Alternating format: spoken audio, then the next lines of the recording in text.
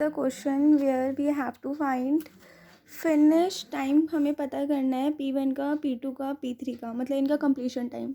ठीक है, तो बेसिकली हमें प्रोसेस दे रखा है। ठीक है, प्रोसेस पे हमें दे रखा है अराइवल टाइम कि कितने टाइम पे प्रोसेस आया है। उसके बाद है ये प्रायोरिटीज़। हमारे लास्ट वाले की जो है वो सबसे हाईएस्ट है, फिर ये सेकंड हाईएस्ट है और फिर थर्ड हाईएस्ट। मतलब तो प्रोसेस P3 जो है उसकी जो प्रायोरिटी है वो सबसे ज़्यादा है। उसके बाद P1 की प्रायोरिटी है और सबसे आखिरी में P2 की प्रायोरिटीज़ है।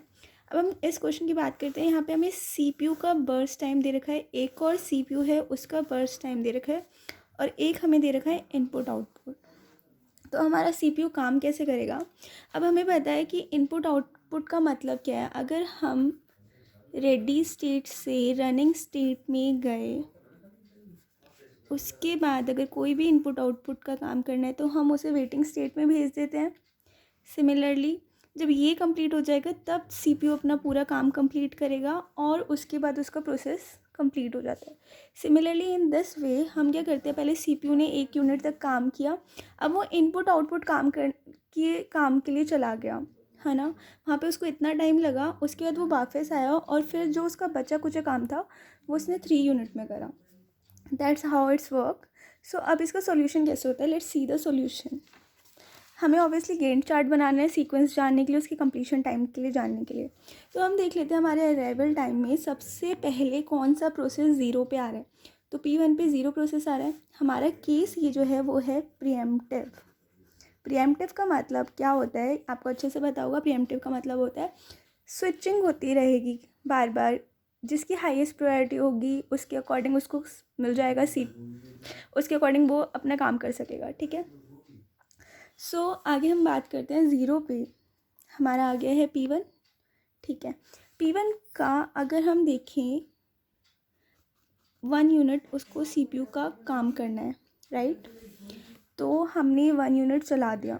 अगर यहाँ पे 1 से ज़्यादा होता, मान लो 1 से ज़्यादा होता, 2 होता, 3 होता, 4 होता, इन दैट केस हम ये देखते कि अगर 2 पे, 3 पे, 4 पे कोई और प्रोसेस आ चुका है या 1 पे कोई और प्रोसेस आ चुका है और वो हाईएस्ट प्रायोरिटी वाला है तो हम उसे दे देते हैं। There is not a little confusion about it. So let's start with this. हमारा प्रोसेस P1 है। P1 हमारा आया 0 पे, 0 पे आ गया प्रोसेस P1। नाउ CPU उस 1 यूनिट चल गया 1 यूनिट। ठीक है, क्या 1 पे हमारा कोई और प्रोसेस आया है, नहीं आया। ना अभी तक P2 आया, ना अभी तक P3 आया। क्या हम अगला CPU का यूनिट चला सकते 3, ये भी नहीं चला सकते क्योंकि अब वो इनपुट आउटपुट का काम करने चला गया है 5 यूनिट का। सो हम क्या करेंगे, जैसे 1 है, ये 1 तक वो चला, अब जैसे ही 1 तक चला अब उसका इनपुट आउटपुट शुरू हो गया। मतलब 1 हमारा यहाँ पे 0 हो गया, ये तो हो गया, अब उसका इनपुट आउटपुट शुरू हो गया।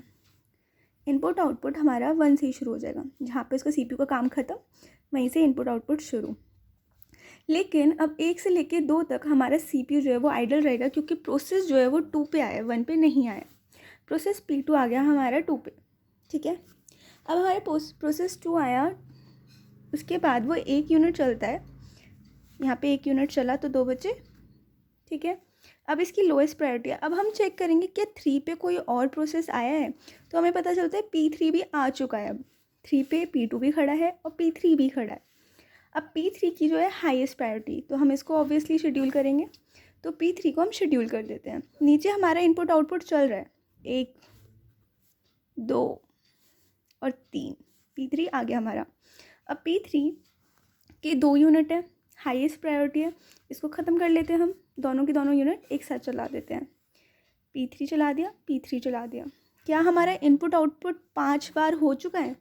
लेट्स सी, 1, इसके बीच का 2, इसके बीच का 3, इसके बीच का 4। नहीं, अभी नहीं हुआ है।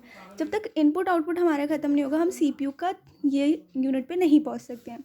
तो लेट्स सी, अब हम P2 को, ये 0 हो चुका है हमारा, ये 0 है, और जैसे ये 0 होता है ना, जैसे ही हमारा CPU 0 होता है उसका इनपुट आउटपुट शुरू हो जाता है। जब हमने P3 को 2 टाइम्स चला लिया तो 5 पे हमारा इनपुट स्टार्ट हो जाएगा। हमारा इनपुट स्टार्ट हो गया, 5 पे ख़त्म हुआ था P3 और इनपुट यहाँ से शुरू हो गया। अब हमारे पास सिर्फ प्रोसेस 2 बचा है जिसके पास 2 यूनिट है। हमने प्रोसेस 2 चलाया, प्रोसेस 2 अभी हम 1 ही यूनिट चलाएंगे, 1 बचा। चलाया 6। तो अब पहले हम ये चेक करेंगे, ये तो लोएस्ट प्रायोरिटी पे, और जो प्रोसेसेस हैं क्या उनका इनपुट आउटपुट टाइम ओवर हो गया है कि वो CPU को चला सकें। लेट्स चेक 1 2 3 4 5, यहाँ तक हमारा जो P1 था उसका इनपुट आउटपुट ओवर हो गया। इसका मतलब अब P1 अपना CPU बर्स्ट टाइम चला सकता है। It will start now. CPU का बर्स्ट टाइम हम शुरू कर सकते हैं अब।